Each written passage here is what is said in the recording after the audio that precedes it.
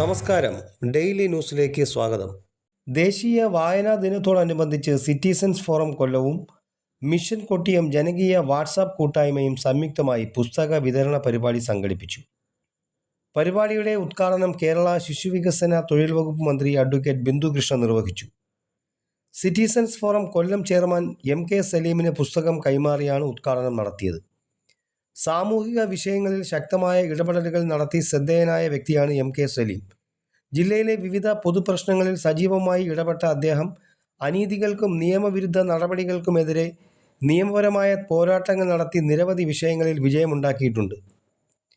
ജില്ലാ, സംസ്ഥാന, കേന്ദ്ര തലങ്ങളിലെ വിഷയങ്ങളിൽ പോലും പൊതു താൽപ്പര്യം മുൻനിർത്തി പ്രവർത്തിച്ചിട്ടുള്ള അദ്ദേഹം കൊല്ലത്തിൻ്റെ ശ്രദ്ധേയമായ സാമൂഹിക സാംസ്കാരിക പ്രവർത്തകരിൽ ഒരാളായി അറിയപ്പെടുന്നു.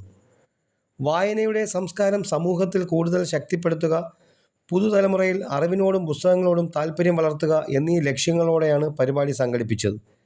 വ്യക്തിത്വ വികസനത്തിൻ്റെയും സാമൂഹിക പുരോഗതിയുടെയും അടിസ്ഥാനമായാണ് വായന എന്ന സന്ദേശം ഉയർത്തിപ്പിടിച്ചുകൊണ്ട് വിവിധ പുസ്തകങ്ങൾ വിതരണം ചെയ്തത്. പരിപാടിയിൽ സിറ്റിസൺസ് ഫോറം കൊല്ലം ജില്ലാ ജനറൽ സെക്രട്ടറി, മിഷൻ കൊട്ടിയം ജനകീയ വാട്സാപ്പ് കൂട്ടായ്മ അഡ്മിനുമായ ഷിബു റാവുത്തർ, സിറ്റിസൺസ് ഫോറം കൊല്ലം ട്രഷറർ G ഗിരി, വനിതാ വിംഗ് കോർഡിനേറ്റർ സുനിത നിസാർ കൂടാതെ നൌഷർ റാവുത്തർ, അനിൽകുമാർ, സുഭാഷ്, ജോർജ്, അഞ്ജന, സെബാസ്റ്റ്യൻ, നൌഷാദ് തുടങ്ങിയവർ പങ്കെടുത്തു. തുടർന്ന് വിവിധ പ്രദേശങ്ങളിലെ ഭവനങ്ങളിൽ കോർഡിനേറ്റർമാരുടെ നേതൃത്വത്തിൽ പുസ്തകങ്ങൾ വിതരണം ചെയ്തു.